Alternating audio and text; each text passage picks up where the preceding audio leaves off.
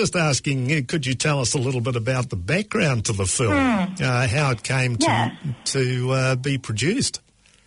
Well, I guess the background, as it's laid out on my website, and as anyone who knows me would know, that it was based on my own experience of anxiety and panic disorder that I was experiencing, I would say, for the first kind of, well, it's been a while. It's been probably since I was 15 or so I think I can remember, but I was having a pretty serious time of it 5 years ago, and I was going to the doctors, and I was actually really unsure as to what was going on. I didn't even know that I was experiencing anxiety or panic attacks. So for me, for me, it was a real surprise when I ended up seeing a counsellor, and they described that it was anxiety that I was experiencing.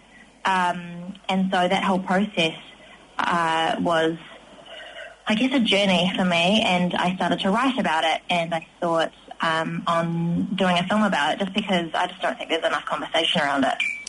It sounds as though your sort of introduction to anxiety and panic attacks was a bit mysterious, that you sort of suspected that something wasn't quite right, but you didn't know what it was. Yeah, absolutely. I was waking in the night, sweating and shortness of breath and feeling really nauseous, and it was just really intense. For me, it was these physical symptoms. I didn't really link it to, I guess, a mental thing, because for me it was, I guess, playing out in such a physical way, to the point where I started vomiting and not being able to even feel like I could take down any food for periods of time. And so I went and got a bunch of tests done, because I was just like, something physiological is at play here. That's what I thought, because I didn't know of the fact that it was at the time a panic attack. And so I went and got all the tests done, and they all came back fine, and so that was kind of a dead end at one point. So it was actually a couple of years of being in the dark, really, and not knowing what it was.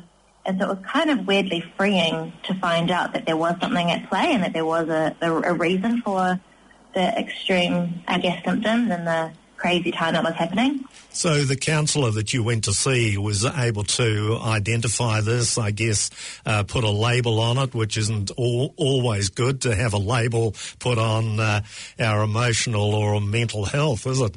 Yeah, it was both a combination of seeing a counsellor and my doctor, where they were both kind of, it was like a team effort of going, okay, this is what we think you're experiencing, does this line up? And then, all the kind of dots align for me. And I started on some medication, and it was crazy. It was three weeks into taking medication, and I just noticed a massive change. I just started sleeping. I started eating. All the really small things that we take for granted day to day, I started to be able to do again, which was huge and life-changing for me. And that's where I was like, oh, okay, so this isn't something that is, I'm not at fault here. There is kind of a way forward. So what about, did you get any insights from your peers, from your girlfriends, boyfriends, people, other teenagers? Yeah, I was really lucky. I felt really supported. I had a really supportive family and friends around me going, journeying it with me. So I was quite lucky in that respect. I know that other people who don't necessarily have that or feel afraid to talk about it. So for me, the film was born out of, I guess, a desire to reach out to those who feel like they can't talk about it. And that actually wasn't necessarily my journey. I did feel like I could with those around me. But I knew that other people didn't feel that way. And to me, I just couldn't imagine that. That would just be paralyzing. You're already going through one of the most awful things that I've ever experienced. And to then be alone in that, I just thought, that would just be beyond awful. So that kind of... It sounds as though... inspired. Yeah, sorry to interrupt, but it's fine. It sounds as though you had a fairly high degree of courage to be able to, as a teenager, front this and, if you like, come out about it, because that can be fearful in itself. I guess so. I think I guess for my personality type lends itself more to, I'm quite an open book, so I find it a bit easier to talk about my feelings and my processing than maybe others. So that helped. But yeah, I think it got to a stage where feeling trapped inside was probably worse than feeling embarrassed to talk about it. There was kind of like, if those are my two options, I was ready to kind of take one of them. Yeah, that's kind of, I guess, where I was at. I mean, often we hear in mental health about people getting stuck. Does that ring true with you? Absolutely. I think there's one thing about, letting people in, but then it's also a point of people also are human beings and they're not perfect. And I always did fear for when I was going through a really, the worst patch, which was quite long. I worried about people not having, the longevity to stick it out and journey it with me. I think, I feared that I would come across like a broken record, or that, I guess that's the title, have you tried maybe not worrying? Not that anyone necessarily said it in those words to me, but, I feared that they would lose some sort of patience. So there is a bit of that as well. So the title of the film is Have You Tried Maybe Not Worrying? I mean, is that... does that reflect your own approach to, if you like, conquer or reach recovery? I actually titled it that more in a sarcastic kind of lean. Kind of in a nod to those who can be a little bit patronising sometimes. Not that I've experienced this, but I know others who have. In terms of, people thinking, oh, have you tried not thinking? Have you tried maybe not worrying about this? Have you tried maybe yoga? Have you tried maybe this new, cleanse diet thing that helps to realign, blah, blah, blah, blah. It's kind of, it was more of a nod to a more, a kind of a dark humour approach to the subject matter. Because I know that a lot of people have a lot of thoughts on it, and at the end of the day, you can't really fix it with a line or fix it with a certain phrase. It's just being there as a friend and a support person. And it is hard. It is really hard for those who are journeying alongside, loved ones who have got, some sort of mental health condition. And that's a lot of the film as well. I wanted to shed light on that it's not like, it is really hard on them. There's no magic phrase, there's nothing they can really do. It's just being present and being patient with the process. And I wanted to, I guess, make sure I shed light on both sides of the story. So I guess we've captured something of the story of this film. But would you like to say a little bit more about what the story is about? Yeah, for sure. So it's a 48-hour snapshot into one woman's journey of panic disorder. So the first half is just kind of watching her struggle with, I guess, her headspace. And obviously it's really hard to capture in a film in someone's headspace. So it's kind of showing her physical symptoms. And then we see kind of her in a more livened state with a group of friends, and they go to a beach, and so you kind of get to see the complex nature of the disorder, where it's not a constant state that you're in, and you kind of pop in and out of it. So you kind of see some life in her eyes halfway through, and then a close friend is introduced, and they have a conversation, and I guess the film kind of centres around this friendship and how her best friend, he doesn't really know what to do or say or how to be there for her, and she's kind of shut down and afraid to let him in. And so, yeah, it kind of ends with them just spending some time together. And, yeah, so I kind of, with the film, really wanted to communicate, that, it's important to try and find that person, if it's just one person, to find them and open up and not battle with it alone. And then on the flip side, I really wanted to sympathise with and empathise with the supportive person as well, that it is really complex and hard and not black and white for them too. And that, just to kind of persevere as hard as it is. Was that support person able to reflect a good way of helping somebody with anxiety and panic attack? For sure, yeah. I think so. Well, I hope so. I know that for a few people that have seen the film, a few people have come up to me saying, I can relate to that person in the film, the friend, which was really, really successful for me to hear. That part of the film was just as evident as the other. And so, that was really, really cool for me to hear that it can speak to more than just someone going through mental health, that it is also trying to be empathetic to the other side of the story too. And just being a friend. Mm-hmm. Yeah. Yeah, and kind of just trugging along. So when was your film produced? So we finished, I think it was a year ago. I think I got you know how you go on Facebook, and a year ago today, I'm pretty sure today when I logged on, I saw a year ago today, and was me holding the hard drive of the completed film. So I think it was wonderful. a year ago. Oh, well, maybe even today, yeah. I didn't realise that, this interview coincided with such a significant sort of milestone. Not until today. Oh, really? So it's quite funny, yeah. Yeah, so I think you've recently been in Australia. Was it in Melbourne? Were you you showcasing it over there? Yeah, it played in the Melbourne International Film Festival over there, which was really, really cool. It was awesome to be a part of that audience in that festival. That was really awesome. And the feedback that you got? It was great. Yeah, I was there with a number of filmmakers, a couple from New Zealand and a bunch of Australian ones as well, with all our films, playing in the short film program. And it was really cool to be able to support one another as, emerging filmmakers and, kind of talk about all our short films. Right. It was a really cool experience, for sure. So as a young filmmaker, emerging filmmaker, I think you just described yourself as, where do you go from here? This is your first written and produced film?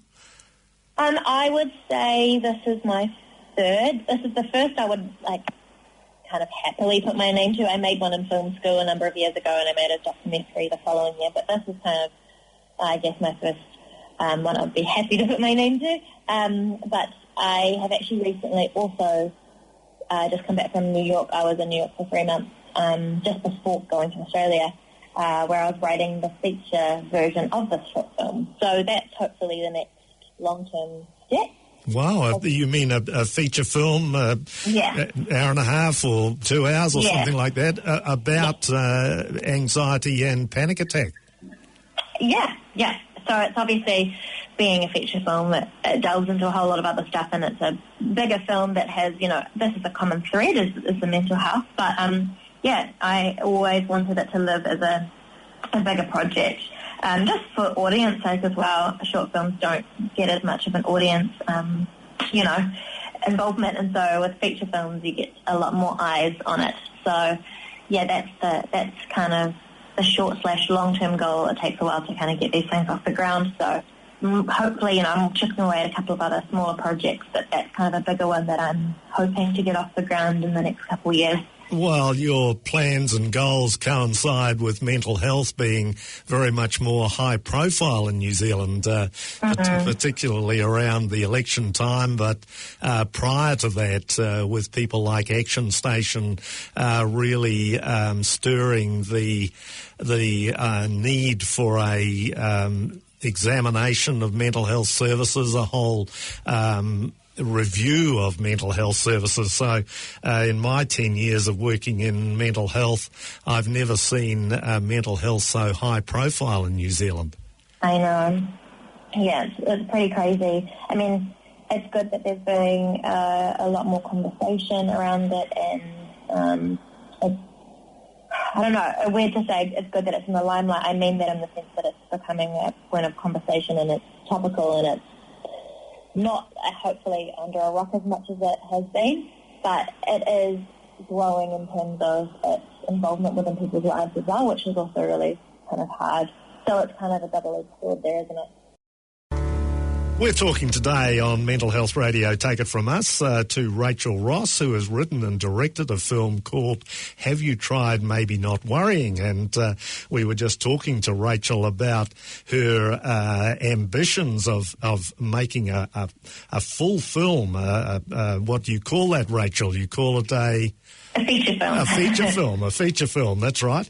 And it sounds as though your plans coincide with mental health being very much more high profile in New Zealand. You were saying that that's a bit of a double-edged sword. What do you mean by that?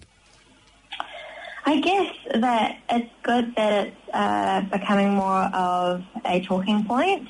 It's really good that it's more in the limelight. It's great that people feel they can share it more freely. So all those things I think are really healing and really good. But I also think, I guess it also reflects the fact that it's becoming more prevalent in a lot of people. And the stats just kind of reflect that it's becoming more and more of an issue in our society. And so I guess the more we talk about it, the more we're realising how much it's growing as well. It's not just, we're talking about it and it's a thing that's always been there and it's kind of stayed at the same level. It's definitely growing, and I think that's a contribution by a lot of things, with stress of work, stress of family, stress of life these days, looks a lot different to how it used to be a number of years ago. So I think it's a double-edged sword for those reasons, yeah. So during the production of the film, which is called Have You Tried Maybe Not Worrying, I understand that you quote from your website a walking story of the story I was trying to tell. As hellish as it was, now looking back, I see how much more power this film has because of that hell. So you actually had a panic attack which took you out of directing this film. I gather that you recovered reasonably quickly so that your absence didn't impact the film, but it sounds as though it actually had a very positive impact on the rawness of the film itself. Hindsight is a wonderful thing. I think, at the time, it couldn't have been worse timing. I was going through quite a significant life change the week before we got into filming, and I was just really, really struggling, and I was having panic attacks daily leading up to shoot, and my producer and DOP knew about that. So I guess they were aware and wary of my fragility, and I was incredibly nervous to step onto set. And I guess, as a director, you have to cast your vision clearly.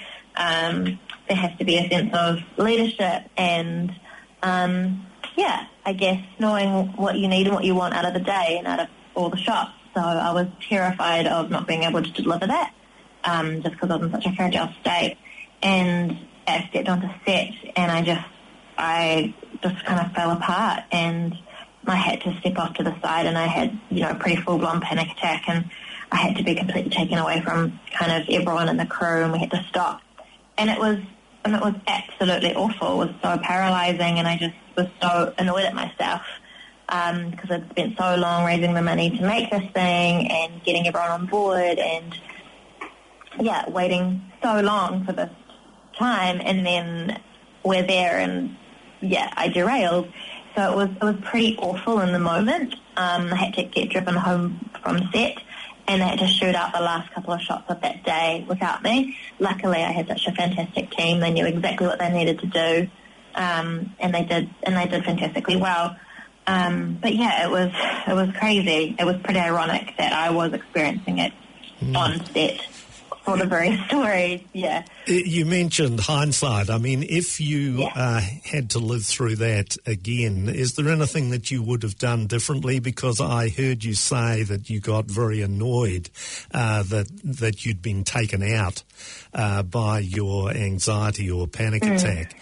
I guess my experience of mental health is that if I get annoyed with myself, frustrated with myself, they're two of the things that don't help my mental health. Absolutely. Yeah, that's what I've learned now.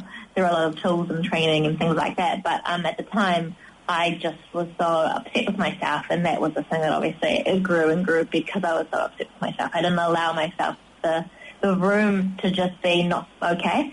I expected myself to be coping a lot better than I was, which was, I think, the very thing that set me off. So, hindsight, I mean, now looking back, I was able to step back on set the next day, and although I was still pretty in a shaky state, I pushed through it, and, it was, amazing. I was able to stay throughout.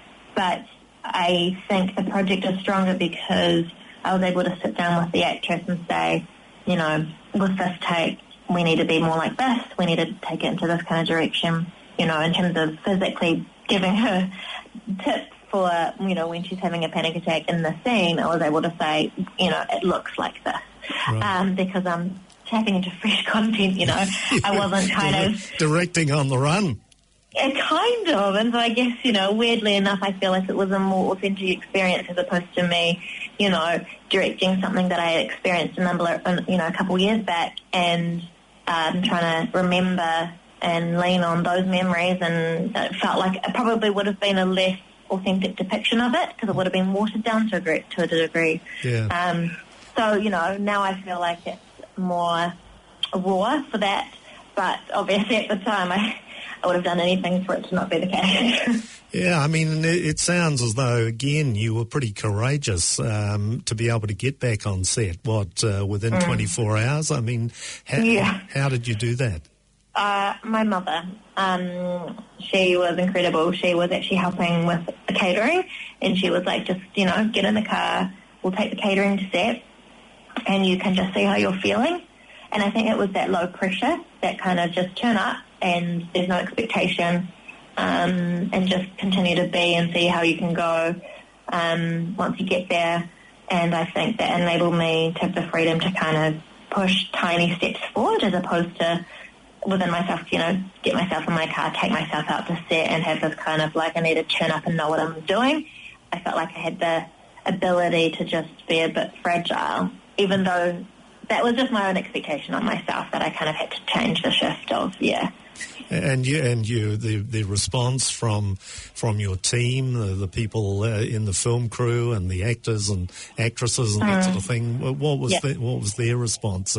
Amazing. I mean, I was really, really lucky. It's not like it was a confusing thing for them to experience. I mean, they're involved in a project that is very much just literally about that. So it was definitely a story whereby I wanted to communicate that it's important to speak out and have someone journey it with you and not be alone, because no one should be alone dealing with anything in life. We're supposed to, live in community. So if I did, I think it was more of a subtle thing. It's not a dialogue-heavy film. It's definitely more of, a subtle cinematic kind of piece where you kind of watch her as she struggles and then as she finally opens up to a degree. I mean, she doesn't, but she does. Yeah. Yeah. But that opening up was a positive thing. There wasn't anybody there who was going to, ridicule her or... No, it was gentle, it was safe, it was, everything it should be. Yeah, I mean, in your age group... there are some statistics out which are very worrying, and statistics that have come out just recently. The vulnerability in your age group. Do you think that people your age are learning to talk about these things, not to isolate, not to try and handle it on their own? I think so. I think it's a slow burn, though. I think it'll take some time for it to kick in. It's still very much, physical versus mental. If you have a broken arm, there seems to just be an acceptance around the fact that you can't drive for a time, or you need to take some time off work, or, you can't play sport for a number of weeks. It's all very, we kind of like, oh, that's a no-brainer. So I think it'll still be, it's a lot better, and I think people are starting to place that on the same level.